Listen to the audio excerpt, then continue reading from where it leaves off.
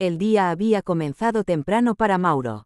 Desde que perdió su empleo en una empresa de construcción por recortes presupuestarios, sus mañanas se habían vuelto extensas y silenciosas.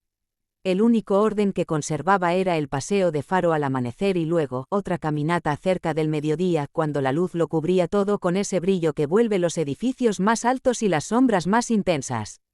Faro lo había encontrado, literalmente, meses atrás. Apareció famélico frente a la entrada de su edificio y Mauro compartió con él el pan que guardaba. Desde entonces se habían convertido en dos sobrevivientes que se acompañaban, y esa lealtad sencilla era lo que sostenía a Mauro cuando sentía que el mundo se estaba volviendo demasiado grande. Álvaro, por su parte, vivía rodeado de lujo, pero cada éxito le parecía insuficiente. Tenía un equipo que lo alababa, socios que lo buscaban y una oficina en el último piso de un edificio de cristal. Sin embargo, había algo en el que temía detenerse un segundo, como si una pausa pudiera revelar un vacío que no estaba dispuesto a observar.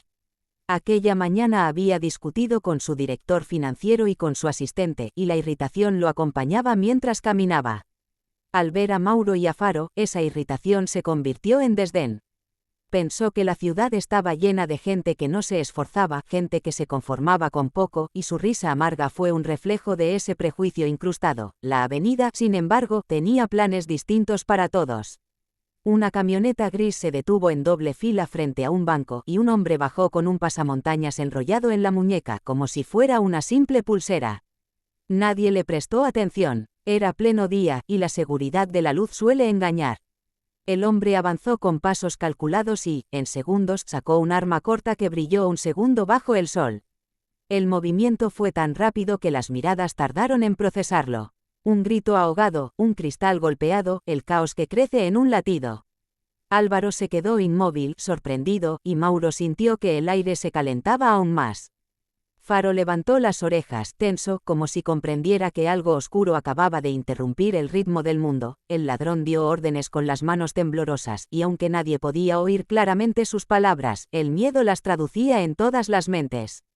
Un guardia retrocedió, otra persona se agachó, y el arma, como una extensión del pánico, se movía de izquierda a derecha. Álvaro sintió un peso nuevo, inesperado, en el centro del pecho. Era la primera vez que su poder no servía para nada. Allí no tenían valor sus contratos ni su dinero. Había un instante suspendido, un filo que podía romper en 1000 pedazos su vida y la de cualquiera.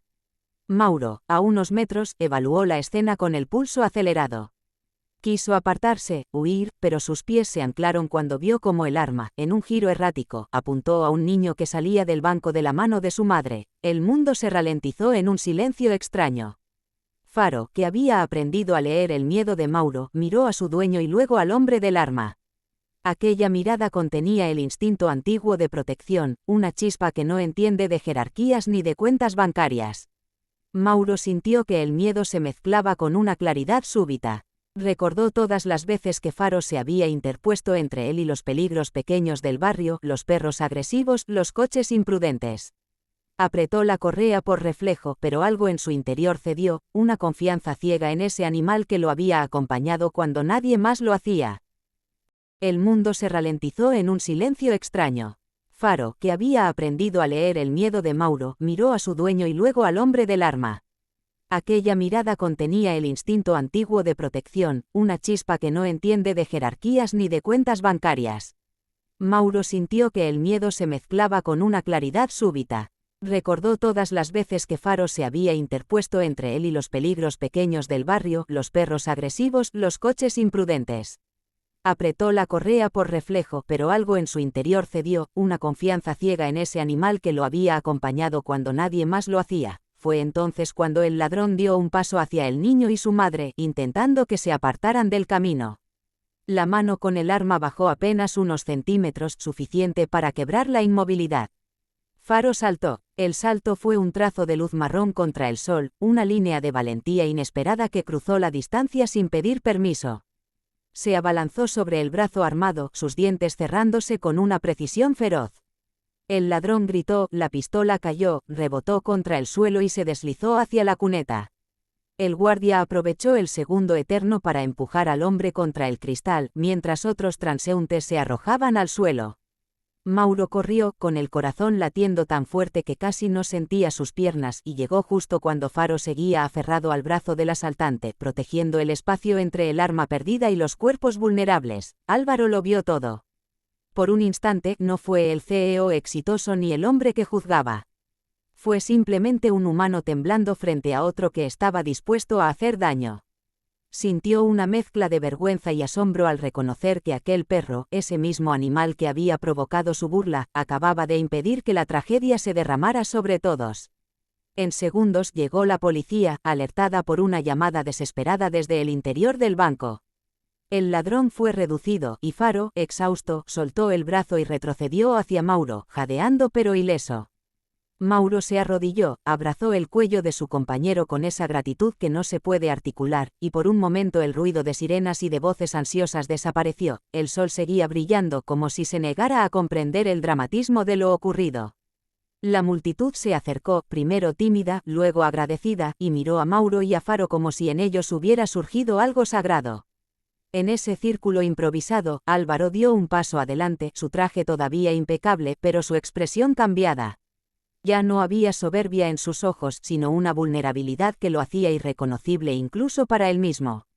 Observó a Mauro acariciar a Faro y entendió con una claridad dolorosa que había reducido a ese hombre a una caricatura por pura arrogancia.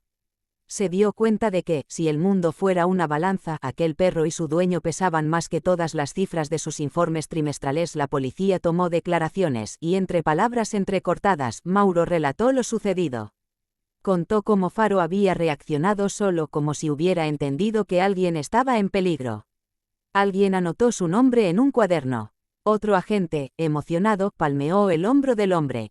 El gerente del banco salió, aún pálido, y aseguró que, de no ser por la intervención de ese perro, todo podría haber terminado en una catástrofe. Mauro, acostumbrado a pasar desapercibido, se encontró de repente rodeado de agradecimientos.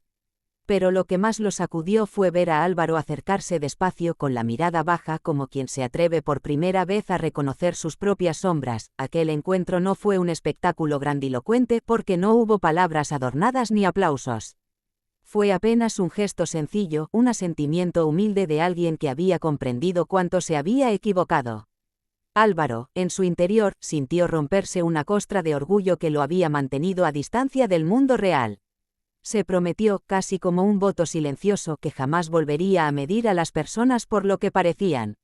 En ese instante comprendió que el valor puede habitar en los lugares más inesperados y que la dignidad no se viste de traje. La luz del mediodía, antes arrogante, se volvió amable como si por fin iluminara a todos con la misma justicia. Los días siguientes se convirtieron en ecos del suceso. La noticia se difundió, no tanto por el intento de robo, sino por el perro mestizo que había desarmado a un criminal. La ciudad descubrió en Faro un símbolo de coraje y en Mauro un recordatorio de discreta fortaleza. Personas que antes pasaban de largo comenzaron a saludarlo en sus paseos. Un joven veterinario ofreció atender a Faro sin costo alguno, agradecido por lo que había hecho. Una asociación local de adopción de animales compartió su historia y de pronto perros olvidados encontraron nuevos hogares. Álvaro, por su parte, invitó a su equipo a reflexionar. Cambió políticas internas, impulsó proyectos sociales y empezó a caminar, de vez en cuando, sin prisa, para escuchar a quienes nunca había visto. La vida no se volvió perfecta de un día para otro. Mauro siguió enfrentando dificultades, entrevistas que no prosperaban y cuentas que parecían pesar demasiado. Pero ya no estaba solo en el mismo sentido. Algo en su entorno se había ablandado, como si el mundo, al ver su acto, hubiese recordado que la bondad también construye. Faro se convirtió en su sombra luminosa, un compañero que le recordaba, cada mediodía, que incluso en las horas más duras el coraje puede encontrar su camino. Y Álvaro, que creía que el éxito lo era todo, encontró en esa experiencia una grieta por donde entró la empatía, lenta pero firme. Si esta historia ha tocado algún lugar de tu corazón, apóyanos con tu like, comparte el vídeo, deja tu comentario y suscríbete a Kindness MRR para que más personas se inspiren con la fuerza de la bondad. A medida que pasaron las semanas, la avenida volvió a su ritmo normal, pero quienes estuvieron allí conservaban la memoria del perro que saltó cuando nadie más podía moverse.